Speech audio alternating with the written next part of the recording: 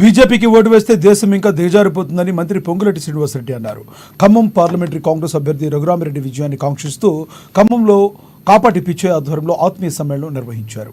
ఈ కార్యక్రమానికి మంత్రి పొంగులేటి శ్రీనివాసరెడ్డి పాల్గొన్నారు.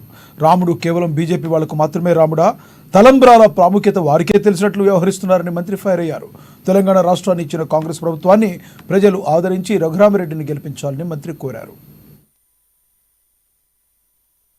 ఈనాడు రైతన్నుల సుఖ సంకష్టాల్లో పాలు పంచుకునే ఆ మహానుభావులు మళ్ళీ రైతులను మభ్యపెట్టి ఇంటిని చక్కదిద్దుకోలేరు. ఈ రాష్ట్రాన్ని ఒకసారి కర్రుగాల్చి మొన్ననే ఓట పెట్టారు. దేశాన్ని చక్కదిద్దుతున్నట. ఆయన పక్కన నిన్న వేదిక మీద పక్కనున్న అభ్యర్థిని భుజం తట్టి చెప్తున్నాడు. కేంద్రంలో మనం కూడా భాగస్వాములం కాబోతున్నాం. అధికారంలో ఈ అభ్యర్థిని గెలిపించినట్టయితే నేను మంత్రిని చేస్తానంటున్నాడు. ఏ పార్టీతో నువ్వు భాగస్వాములుగా ఉంటున్నావు? నీ నిజ స్వరూపం ఏంటో చాలా స్పష్టంగా ఈనాడు కనిపించింది. మొదటి నుంచి కాంగ్రెస్ పార్టీ ఏదైతే చెప్తుందో బీజేపీకి బి పార్టీ, బీఆర్ఎస్ పార్టీ.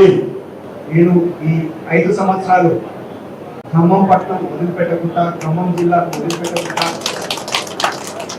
సేవ చేస్తాను. మనకు ఎన్నేళ్ల తర్వాత ఆనాటి వెంకటరావు గారు, కీర్తిశేషు వెంకటరావు గారు చీఫ్ మినిస్టర్గా ఉండే కీర్తిశేషు వెంకటరావు గారు ఆ ప్రాముఖ్యత ఉండేది.